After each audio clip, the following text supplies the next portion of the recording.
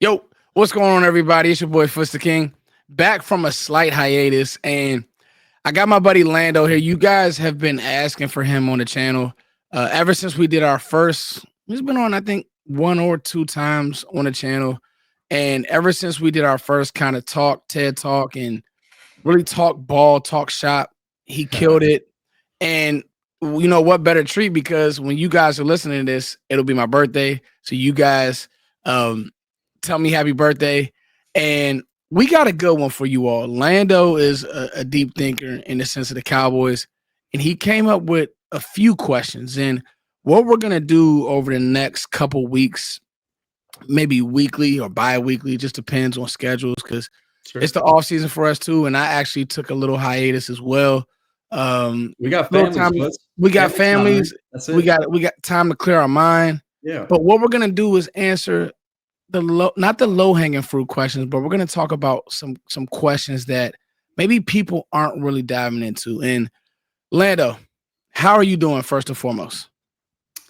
Well, first and foremost, happy birthday to you, man. And hey, if only I could fully reveal to the people what you told me, I may let you, uncover some of that information. But if y'all knew what's the situation behind the scenes, what he's doing right now, still bringing the age, don't look a day over 30. I'll be 31 this year too. So looking great, man. Taking really good care of yourself, as once again you just revealed to me. If y'all knew what this man was doing right now, on top of being the family man that he is, on top of all the other things that he's doing in the youth community, and then just being the trailblazing presence, much like, I just had a discussion with Vach a couple weeks ago. That was amazing. But what you guys have done, paving the way for people like me, man, I don't know if I've taken the time to do my due diligence, and thank you for who you are. In your give back, as what I call your growth, but also your give back. So thank you for that. But if y'all knew what Foots was doing, all the things, and then to bring you still at 10 p.m. his time, it's 9 p.m. my time, 10 p.m. his time, bringing y'all this content, man, in the middle of the dead period. Like it's the dog days of the summer, and we're still here. So, dude, this just goes to show you, years past, this is my first year to where I'm really feeling this, and that just goes to show how deeply invested I am, that I actually bent my knees, took a deep breath, and took the next step into taking this like legitimately serious. I'll actually be heading out to Oxnard, California this year. So super fired up about that. But all that to say, that's not the 2 mile horn. That's to say thank you to you, because if it ain't for people like you, then I'm not me, and I'm not where I am today. So rising tide raises all boats, Foots, and I can't thank you enough, brother. Seriously. Bro, I told you from day one, you, Zach, so many people that I've had on the channel, this is the niche that I want to be on. Like it's one thing to have my guys on, but when I can get, because everybody knows like Sky, Vach, those are my brothers. Those are the go-to for me. Obviously I work with Law on a regular, Coy on a regular, but then I also do want to spread my wings and work with people like yourself, because you have a different niche, and it's really thoughtful. It really makes a lot of sense. And even with the questions you came up with, it's like there's a fan that wants to have these type of conversations. So it's the dead period for some, but for those who are locked in with us, Lando, they want to have this conversation, and we're going to have it. So we're going to dive right into it. We're going to try to keep these at a reasonable clip to be able to hit the watch back. And it's a really good question. And it's talking about wide receiver 4, wide receiver 5, and just the depth of it all, and how does that player get on the field, right? And so we're looking at Jalen Brooks, we're looking at Ryan Flournoy, we're looking at Jalen Tolbert, Jonathan Mingo, Parris Campbell, and Traeshon Holden. Now, some will say, Foots, Lando, Jalen Tolbert's our locked wide receiver 3. And so I'll give my thoughts, and I want Lando to give his. So for me, that right there is where I really want to take a wait and see approach, because there's been times this offseason where I've said, you know what, he's a lock. And then there's been times where I've said, who's going to block on the edge? Because you're not going to ask CeeDee to do it. You're not going to ask George Pickens to do it. What type of body does that look like? Who's going to be the player that gets forgotten about, that can make a catch and make somebody miss? I don't know, but I'll tell you this. That battle is going to be one that it's not for sure that Jalen Tolbert is just pencil him in. because somebody could emerge. How do you feel about that position and receiver 4? How do you even get on the field, Lando, to be a receiver 4, receiver 5, whatever the case? How do you make the team? You got to bring something to the table outside of just catching the football. So the whole purpose of having this discussion is because in a traditional sense, and it's not wrong to do this necessarily, you got to obviously have some level of ability. But as we know, broad spectrum, yes, but also this particular situation with what we know, that the way that Brian Schottenheimer is going to approach competition, and I hate to say the word, Foots, I'm sorry, the C word, the culture word, man. We're trying to separate ourselves. It falls on deaf ears, but that's the truth. That's what we're dealing with here. Okay. We have to really think outside the box. Okay. Jalen Tolbert, to Foots's point, I mean, he doesn't necessarily have a sponsor in the building, as somebody like Brian Broaddus likes to often remind us of, rightfully so. Yeah. But Dak Prescott is a very loud voice, and that carries some weight. But so what Foots is getting at, and what he and I really the question that we want to raise today, there's a ton of guys. Yes. Outside of that, depending on what you think about Jalen Tolbert at the wide receiver 3 position, but that position may not necessarily be third on the team in targets. That's true. The Cowboys are going to live in a lot of 12 personnel. So in order to make this roster, but then on top of that, see snaps and to get onto this field, you got to bring something to the table beyond just catching the football. And that means, how much do you love your teammates? Brendan Marion's famous quote that I always love at the receiver position: how much you love your teammates is determined by what you do without the football. That stuck with me. I love that. So it's creating competition, a culture of competition. Win every rep, compete every day. Those are the things that we're hearing over and over again from Brian Schottenheimer. And one of the ways that you do that you compete every day, is by trying to blow somebody off the football, off the line of scrimmage 5 yards, when you know for a fact it's a run play. Yeah. You know for a fact you're the third read. You know for a fact that you're not getting this football. How much do you love your teammates? So Jalen Brooks, Parris Campbell, Jalen Tolbert, Ryan Flournoy, Jonathan Mingo, nobody's safe, right? Yeah. We can have the nobody safe discussion with the running back position too, because of age, finances, and a lack of sponsors. Who's safe? Yeah. Right. And even the guys who do have sponsors are day 3 draft picks. Yeah. Who's safe? Okay. So that I'm going to save that. That's a teaser for I think was the ultimate discussion that we wanted to have at the beginning, before we kind of we sat back and we were like, dang, we need to talk about this wide receiver 4 and 5 stuff. The whole point being is beyond just that, though. Yeah. Okay.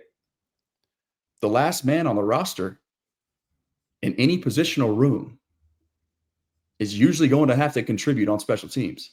Yes. Okay. And that's the real kicker here too, is if Parris Campbell is the best run blocker or the best gunner or both, guess what? He's going to have a shot to make this team as the 5th wide receiver.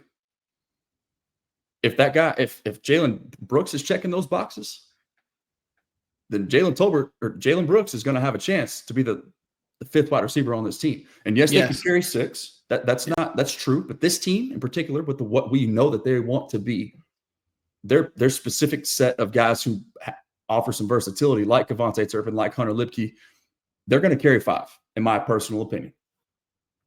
I don't know if that's breaking news to anybody, but point being, and then I want to hand the keys back to you, Foots, is that the last receiver on this roster isn't going to be the guy that's required. He's not going to be the guy that's blowing us away with these ridiculous catches in training camp, like the Simi Fehokos of the world, right? It's the guy that's doing all the dirty work, all the little things, being that tone setter through competition that's ultimately cultivating that culture, right? It's buying in and doing the dirty work, the little things when you know you're not getting the football. How you love or how you play without the football determines how much you love your teammates. That's what's going to get wide receiver 4, wide receiver 5 onto this team, not go balls and touchdown catches necessarily. All that stuff is going to be handled by CeeDee Lamb, George Pickens, Kavontae Turpin, even, and then of course Jake Ferguson